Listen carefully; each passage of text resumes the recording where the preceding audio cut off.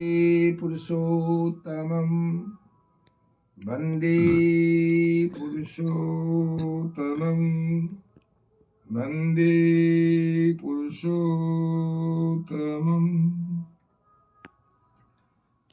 परम प्रेम में योग पुरुष श्री श्री ठाकुर कुलचंद जी की जय। श्री श्री ठाकुर कुलचंद जी कहते हैं,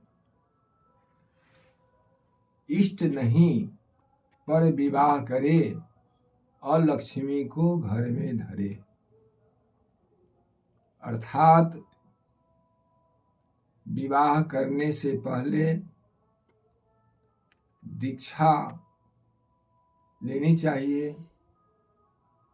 दीक्षा के लिए सद्गुरु शरणापन्न चाहिए। सद्गुरु प्रदत्त जो मंत्र होता है वह सिद्ध मंत्र होता है। इसलिए श्री श्री ठाकुर कुलचंद जी कहते हैं, सिद्ध नहीं मंत्र दे मरे मारे करे छै। इसलिए जो महापुरुष होते हैं, जो गुरु होते हैं, आचार्य होते हैं, आदर्श होते हैं, वे स्वयं मंत्र को सिद्ध करते हैं और वह सिद्ध मंत्र शिष्य को देते हैं। एक और कहावत है, लाखों मंत्र संसार में ताते मुक्ति न होए, गुप्त मंत्र जो जपे ताते मुक्ति होए। अर्थात संसार में बहुत मंत्र है,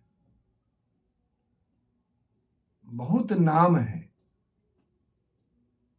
किंतु उस नाम से, उस मंत्र से किसी का कल्याण होने वाला नहीं है। गुप्त मंत्र जो जपे, गुप्त मंत्र कौन देते हैं? सद्गुरु देते हैं, जिनको हम लोग पुरुषोत्तम भी कहते हैं। फुल फिलर दी बेस्ट, जो संपूर्ण विश्व ब्रह्मांड के सभी समस्याओं का समाधान देते हैं, उनको पुरुषोत्तम कहा जाता है।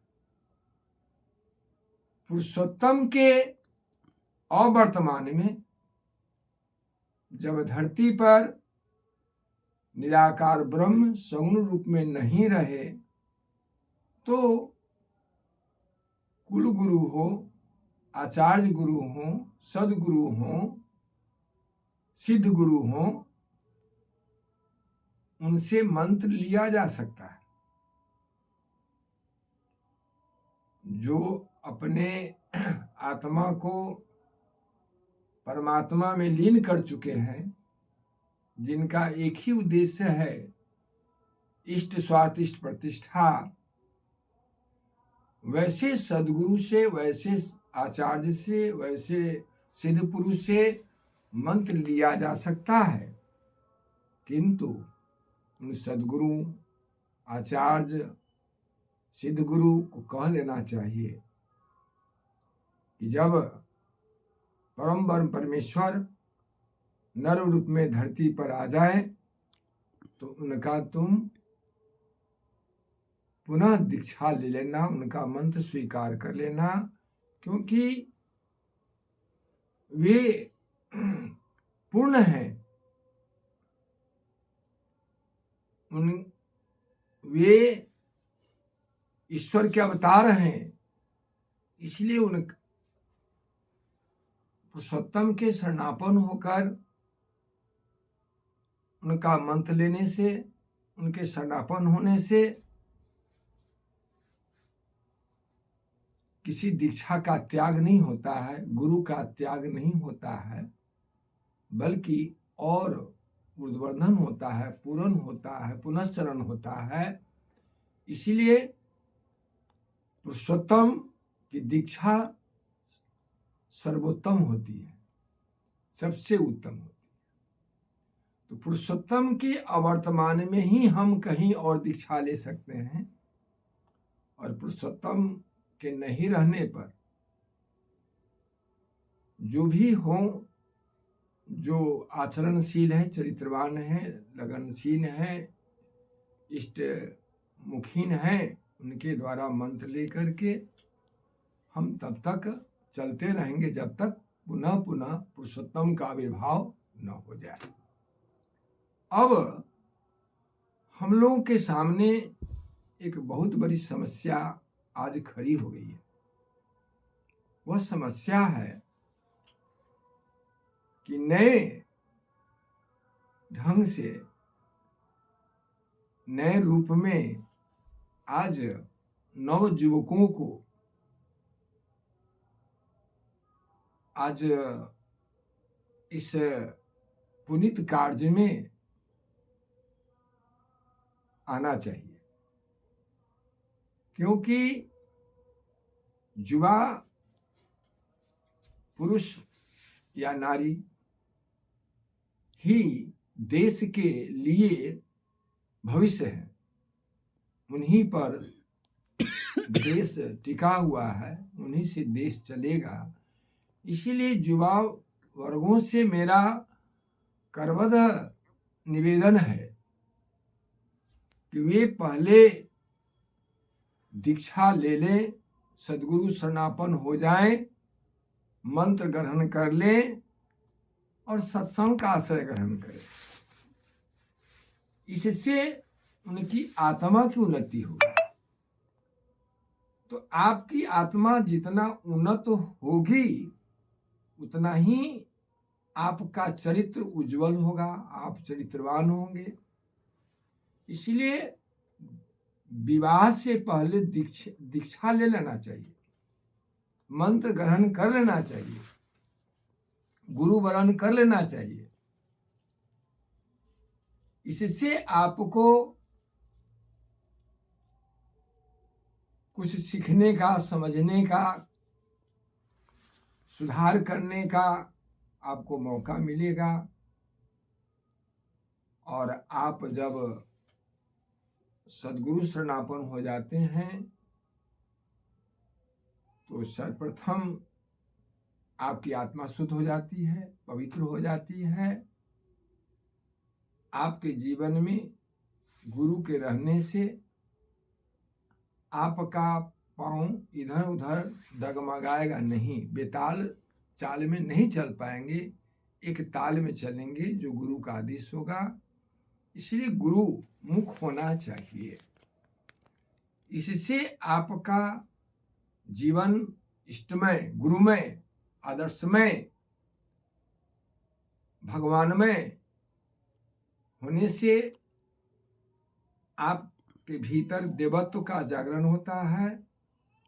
और आपके भीतर जब देवत्व का जागरण होता है तो आपको लोग आदर की दृष्टि से देखेंगे, आपका जीवन ऊर्ध्वमुखी होगा।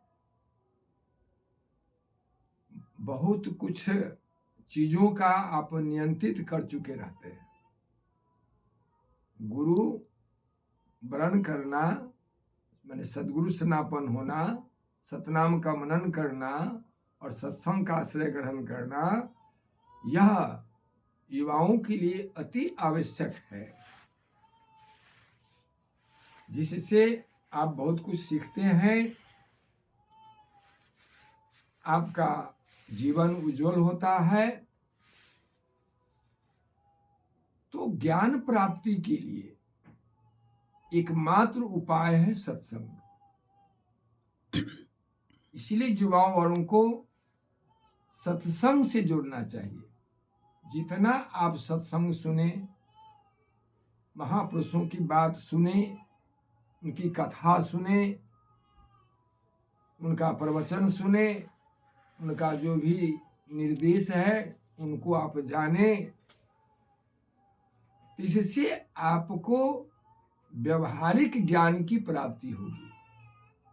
असली चीज है सत्संग, जहां गृहस्थ जीवन के बारे में, व्यक्तिगत जीवन के बारे में, दाम्पत्य जीवन के बारे में, सामाजिक जीवन के बारे में, राष्ट्रीय जीवन के बारे में एक व्यवहारिक ज्ञान वहां से आप प्राप्त करते हैं।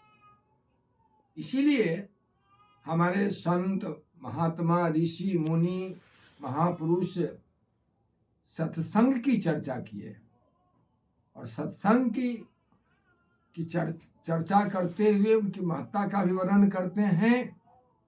इसीलिए आज के युवा वर्गों के लिए सत्संग आवश्यक है, जिससे आपको ज्ञान मिलेगा और ज्ञान जहाँ है वहीं पर सुख है। जहाँ ज्ञान है वहीं दाम्पत्य जीवन मधुर होता है। जहाँ पर दाम्पत्य जीवन मधुर होता है वहीं पर सुसंतान का भी जन्म होता है।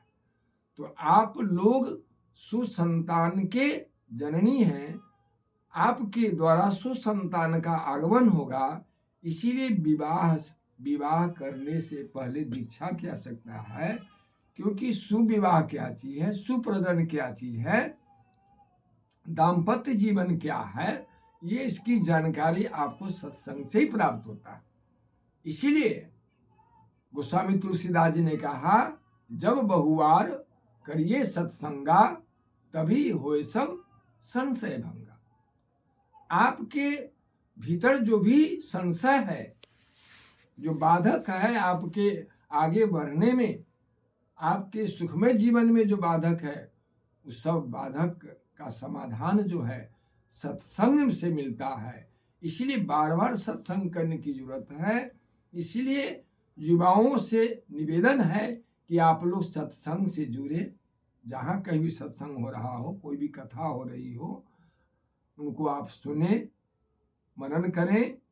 और असली बात है, सुनने और पढ़ने से ही नहीं होता है, बल्कि उसको आचरण में करने से ही होता है।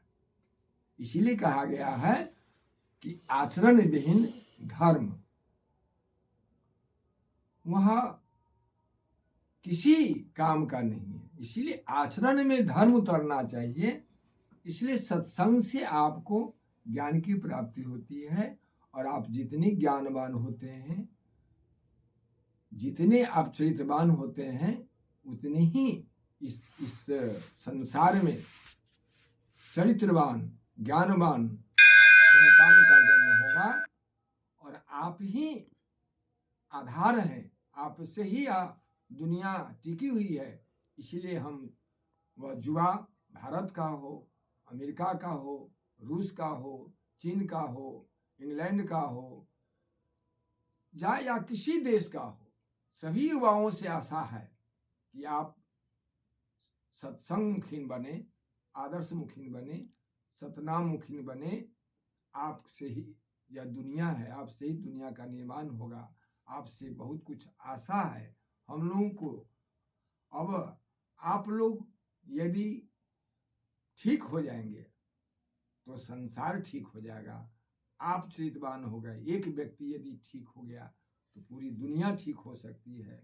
इसलिए आप लोग पीछे न मुड़ कर देखें कि मेरे माता पिताजी क्या हैं और लोग क्या हैं। आपके लिए पिताजी और माताजी पूजनीय हैं, नमनीय हैं, सेवनीय है।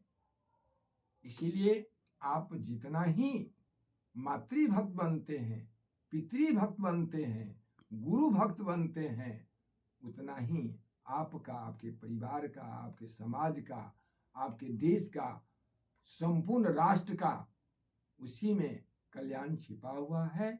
इसीलिए युवा वर्ग से मेरा विशेष आग्रह हुआ कि आप लोग जो हैं सो प्रवृत्ति मुखी नहीं चल करके आप लोग इष्टमुखी चलें, और देखते देखते ही भारत विश्व का गुरु बन जाएगा। भारत से पूरे विश्व को आशा है, क्योंकि भारत ऋषियों का देश है, देवताओं का देश है। हमारे वंशज कितने महान थे, जिस देश में इतनी आपत विपत संकट युद्ध, कितने प्रकार के लोगों ने हमारे धर्म को नष्ट करने का काम किया, हमारे ज्ञानवान वृद्ध पंडितों को नष्ट करने का काम किया, फिर भी हमारे देश में अभी भी धर्म बचा हुआ है।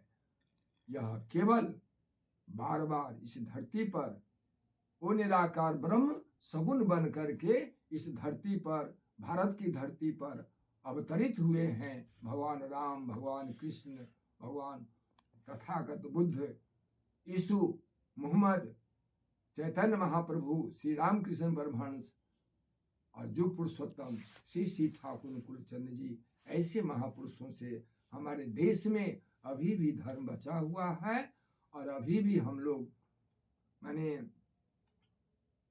संस्कृति बची हुई है। इसीलिए आप लोगों से आग्रह है, निवेदन है कि आप लोग जो हैं सो युग पुरुषोत्तम श्री श्री ठाकुर कुलचंद जी को समझने का कोशिश करें, उनके शास्त्र को पढ़ने का कोशिश करें, उनके सत्संग में जाने की कोशिश करें। आप तब देखेंगे कि आपको आपके जीवन में कितना बड़ा परिवर्तन आ रहा है, आप कितने महान हो जाएंगे।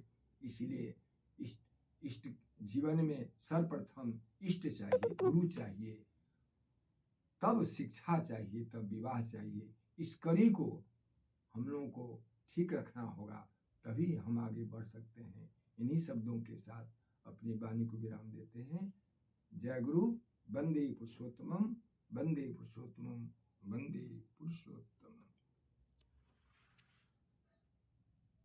पर्दा हटा दियो की है,